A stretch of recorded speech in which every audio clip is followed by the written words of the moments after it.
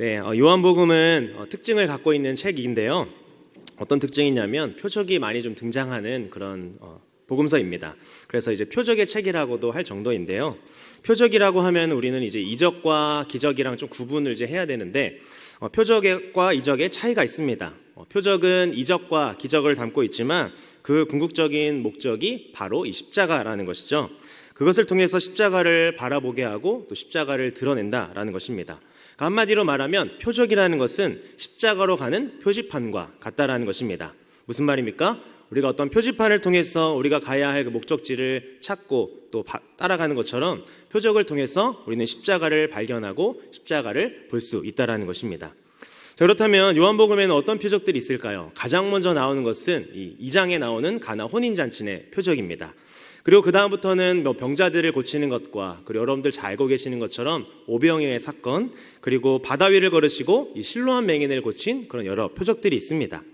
그래서 이제 오늘 본문에 등장하는 이 나사로에 대한 표적이 그 전반부에 등장하는 7가지 표적 중에 마지막 표적인데요. 이 나사로의 표적을 마지막으로 이 요한복음의 전반부가 맞춰지게 됩니다. 이 사건이 오늘 우리에게 어떤 메시지를 주시는지 본문을 통해서 함께 살펴보기를 원합니다. 우리 1절 말씀 함께 읽어보겠습니다. 어떤 병자가 있으니 이는 마리아와 그 자매 마르다의 마을 베다니에 사는 나사로라. 아멘. 누가 등장합니까? 베다니에 마리아와 그리고 마르다 그리고 병자 나사로가 있다라고 그렇게 말하고 있습니다. 나사로는요 또 그냥 소개하는 것이 아니라 어떤 병자라고 소개하는 것을 보니까 아직 나사로는 살아있다라는 것을 알 수가 있죠. 그리고 또한 마리아는 어떻게 2절에서 소개하고 있습니까? 예수님의 발에 향유를 붓고 그 향유를 머리털로 닦은 여인이라고 말하고 있습니다. 그러니까 마리아와 마르다, 나사로가 남매 관계인 것이죠. 자, 그런데 성경 기자인 요한은요 이 가족을 특별한 표현을 또 사용해서 말하고 있습니다. 우리 3절 말씀 함께 읽겠습니다. 이에 그 누이들이 예수께 사람을 보내어 이르되 주여 보시옵소서 사랑하시는 자가 병들었나이다 하니. 아멘. 누이들은 예수님께 사람을 보내서 뭐라고 말합니까? 보시옵소서 주님이 사랑하는 자가 병들었나이다 라고 그렇게 말하고 있습니다. 한마디로 무슨 말입니까? 나사로가 예수님께 사랑을 받았던 사람이라는 것입니다. 얼마나 유별난 가족이었으면 예수님이 말한 것이 아니라 자기들이 가서 그렇게 예수님께 말을 한 것입니다. 사실 이 표현이 한 번도 아니고 2번 나옵니다. 5절에 한 번 또 나오거든요. 그래서 예수님께서 본래 마르다와 그 동생 마리아 그리고 그 나사로를 사랑했다라고 성경에서 2번이나 강조해서 말하고 있습니다. 그러니까 이 사실을 통해서 이 나사로와 마르다, 마리아 그리고 예수님이 특별한 관계였음을 우리는 알 수가 있습니다. 그들이 사람을 보내서 예수님께 물으니 예수님이 이제 답변을 하십니다. 근데 생뚱맞은 좀 답변을 하시거든요. 우리 4절 말씀 함께 읽어보겠습니다. 예수께서 들으시고 이르시되 이 병은 죽을 병이 아니라 하나님의 영광을 위함이요 하나님의 아들이 이로 말미암아 영광을 받게 하려 함이라 하시더라. 무슨 말입니까? 이 병은 죽을 병이 아니다. 그리고 이 병은 하나님의 영광을 위함이다. 하나님의 아들이 이로 말미암아 영광을 받기 위함이다 라고 약간 알쏭달쏭한 대답을 예수님께서 하셨습니다. 보통 사람들이라면 어떻게 반응하는 것이 맞습니까? 뭐? 내가 사랑하는 나사로가 병들었다고 하면서 헐레벌떡 짐을 다 싸들고 바로 당장 갈게, 나사로 지금 어디 있냐 라고 하면서 갔을 것입니다. 이게 정상적인 반응이 아닐까요? 왜냐하면 사랑하는 사람이 아프니까 말입니다. 그런데 예수님은요 이상한 말씀을 하시죠. 근데 이 말의 의미는 이런 의미가 있습니다. 이 병은 죽을 병이 아니라는 그 말씀은 안심하라는 것입니다. 나사로의 병은 죽을 병이 아니다 라고 말씀하시는 것이고, 그리고 하나님의 아들이 영광을 받게 하려 한다라는 말은 나사로의 병으로 말미암아 하나님께 영광을 돌릴 것이고 하나님의 아들인 예수님 그 자기 자신의 영광을 위한 병이라는 것입니다. 그런데 예수님의 다음 행보가 조금 이상합니다. 우리 6절 말씀 함께 읽어보겠습니다. 나사로가 병들었다 함을 들으시고 그 계시던 곳에 이틀을 더 유하시고. 아멘. 예수님이 어떻게 하십니까? 나사로의 소식을 들으시고 사랑하는 나사로가 아픈데 정상적인 사람들의 그 반응과는 다르게 계시던 곳에서 이틀을 더 머물렀다라고 성경은 말합니다. 여러분 5절을 읽고 이 본문 6절을 읽으시면 조금 이상한 부분을 혹시 찾으셨습니까? 5절을 읽으시고 6절을 보면 5절에서는 예수님이 그 자매 마르다와 마리아 그리고 나사로를 사랑한다라고 하는데 6절에서는 그 소식을 들으시고 오히려 이틀을 더 머물렀다라고 말하고 있기 때문입니다. 개역개정에는 나와 있지 않지만 이 5절과 6절 사이에 원문을 보시면 접속사가 하나 있습니다. 그것이 뭐냐면 그런데 그리고 그러므로라는 접속사입니다. 여러분 이 5절과 6절을요 그러므로라는 그 접속사를 넣고 읽어봐도요 읽어보시면 어떻습니까? 오히려 더 말이 안 돼요. 그러니까 안 넣어서 읽어도 말이 안 되는데 접속사를 넣어서 읽으면 더 말이 안 됩니다. 사랑하는 사람이 아프다는데 그 자리에서 머물러 있다니 말이죠. 여러분은 어떤 느낌이 드십니까? 뭔가 빨리 가서 치료해도 늦을 것 같은데 계시던 곳에서 더 머무는 모습을 생각해 보면 어쩌면 예수님이 그 병든 나사로가 죽기를 바라시는 것은 아닌가 하는 그런 생각을 우리는 하게 됩니다. 사실 어땠습니까? 예수님이 이미 도착했을 때 나사로는 죽어 있었습니다. 성경에서 뭐라고 말하죠? 죽은 지 나흘이나 되었다라고 말을 합니다. 그러니까 뭐 이틀을 머무신 시간도 있고 가는 시간도 있으니까 이미 나사로는 죽어 있던 상태였던 거죠. 자, 근데 그 후에 예수님이 뭐라고 말씀하십니까? 7절 말씀 함께 읽겠습니다. 그 후에 제자들에게 이르시되 유대로 다시 가자 하시니. 아멘. 예수님이 이틀을 머문 다음에 제자들에게 말합니다. 야, 이제 우리 유대로 이제 가자라고 하니까 제자들이 이런 반응을 하죠. 아니 예수님, 유대에 있다가 지금 신선 모독죄로 돌 맞아 죽을 뻔했는데 다시 거기로 우리가 들어갑니까? 예수님 거기 가시면 죽습니다 라고 제자들이 그렇게 말하죠. 여러분, 그런데 여기서 예수님의 의지가 뭐였습니까? 유대로 예수님이 다시 가겠다라고 하는 그 의지가 무엇입니까? 그것은 자신이 유대로 예루살렘으로 뭐하러 가겠다는 겁니까? 죽으러 가겠다는 겁니다. 그러니까 11장 이후로 예수님은 이 요한복음 12장에서부터 예루살렘에 이제 입성을 하십니다. 그래서 예수님의 본격적인 그 십자가의 행보가 이제 시작이 되는데 예수님께서 말씀하신 그 유대로 가자 하는 그 의미가 무슨 말입니까? 나 십자가 지기 위해 이 땅에 왔다. 나 이제 십자가 지러 죽으러 가야 한다라는 의미가 예수님이 그렇게 유대로 가자 하는 말씀 속에 담겨 있는 겁니다. 이 모습이 무엇과 대비되고 있습니까? 한쪽에서는 예수님이 사랑하는 나사로가 죽어가고 있습니다. 그런데 예수님은요 예루살렘으로 가서 또 죽겠다고 하십니다. 예수님이 말씀하시는 것은요 죽을 수밖에 없는 운명인 너희들을 위해서 내가 죽어야 너희가 산다라는 것입니다. 내가 사랑하는 자들이 살 수 있으려면, 내가 사랑하는 그 나사로가 살 수 있으려면 내가 죽어야 한다라는 거예요.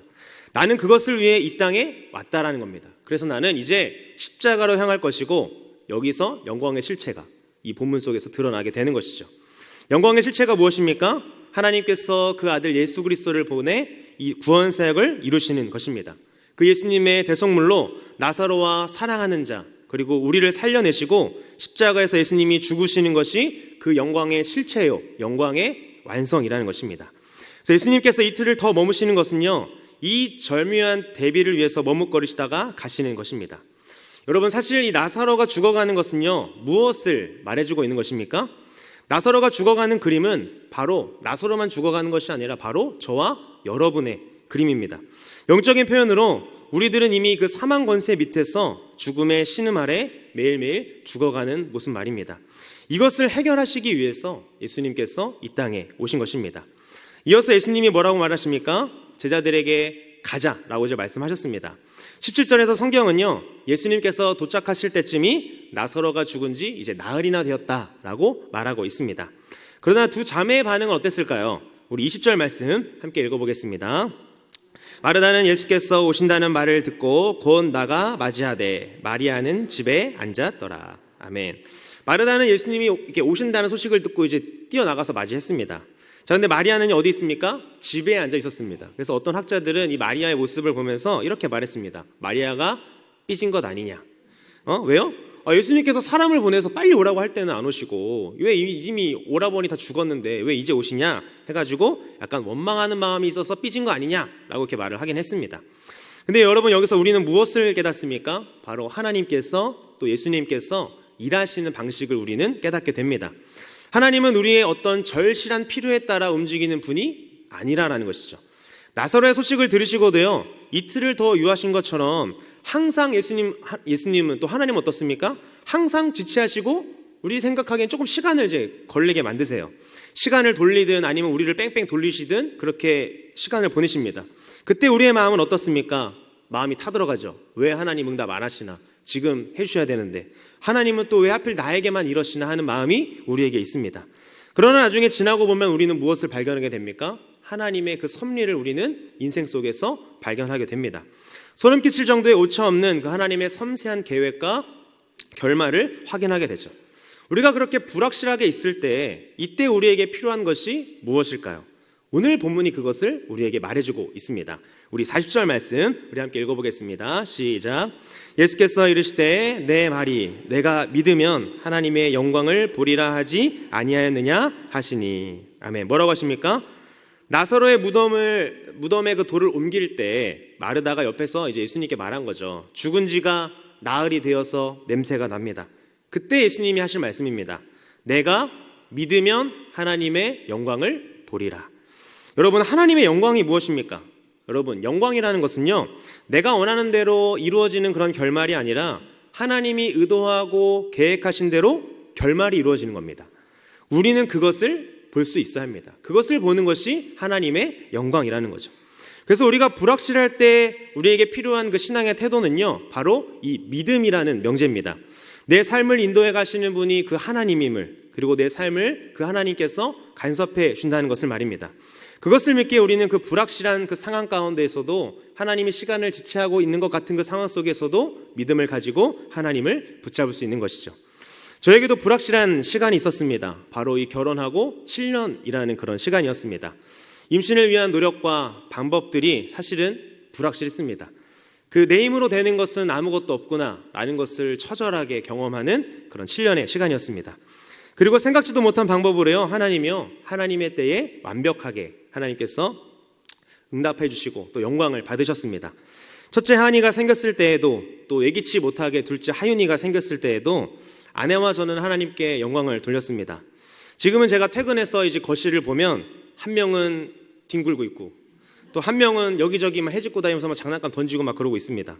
근데 그 모습을 보면서도 저도 정말 하나님의 오차없는 그 섬세한 계획을 제가 보고 있구나라고 깨닫습니다. 제가 예전에 불확실할 때 그 7년이라는 그 시간 동안 제가 이제 사역을 마치고 집에 가서 퇴근하고 의자에 앉았을 때, 거실 의자에 앉았을 때 어떤 상상을 해봤냐면 아이가 방에서 나와 걸어오는 상상을 해봤습니다. 그때 없었을 때요. 불확실했을 때. 근데 하나님이 그것을 지금은 현실로 저에게 이루어 주셨습니다. 여러분의 삶 속에서도 이 하나님의 영광이 드러나길 바랍니다. 우리가 원하는 대로 이루어지는 그런 결말이 아니라, 우리가 원하는 때에 이루어지는 결말이 아니라 하나님이 의도하고 계획대로 만들어지는 그 결말 말입니다. 여러분, 혹시 여러분의 삶에 그 불확실한 것들이 있으십니까? 오히려 지금이 더 믿음을 가지며 한 걸음을 나아가야 될 때인 줄 믿습니다. 신실하신 그 하나님을 믿으며 그 하나님의 영광을 발견하는 저와 여러분이 되기를 간절히 소망합니다. 여기서 우리 21절 말씀 함께 읽어보겠습니다. 마르다가 예수께 여짜오되 주께서 여기 계셨더라면 내 오라버니가 죽지 아니하였겠나이다. 아멘. 마르다가 뭐라고 말합니까? 예수님께서 여기 계셨으면 제 오라버니가 죽지 않았을 거예요 라고 말하는 거죠. 그러자 예수님이 대답하십니다. 네 오라버니가 다시 살아날 거다 라고 말씀을 하시죠. 그때 마르다가 24절에 뭐라고 말합니까? 맞습니다, 주님. 마지막 날 그 부활할 때에는 다시 그 우리 오라버니가 살아날 줄 저도 믿습니다 라고 말하죠. 그러니까 이 부활 신앙을 가지고 있었던 마르다가 그렇게 고백을 한 것입니다. 그런데 여러분, 이 마르다의 부활 신앙은요, 사실 종말론적인 그런 부활 신앙이었습니다. 왜 그렇습니까? 부활이요? 저도 믿습니다. 그런데 그것은요, 세상 끝에 일어날 일이라는 거 저도 잘 압니다. 이것이 종말론적인 이 부활 신앙인 것이죠. 무엇이 없는 겁니까?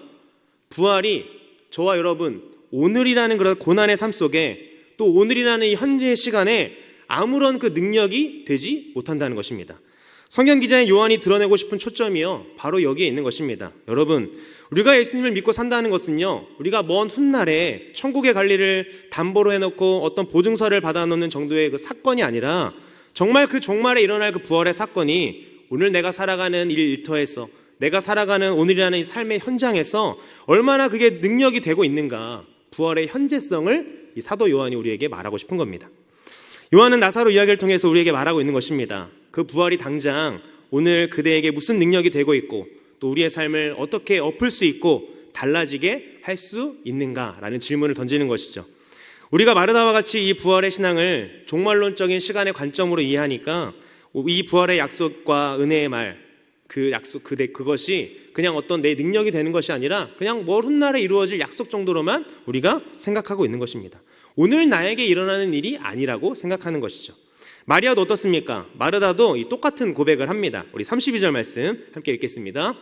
마리아가 예수 계신 곳에 가서 배웠고 그 발 앞에 엎드리어 이르되 주께서 여기 계셨더라면 내 오라버니가 죽지 아니하겠나이다 하였하더라. 아멘.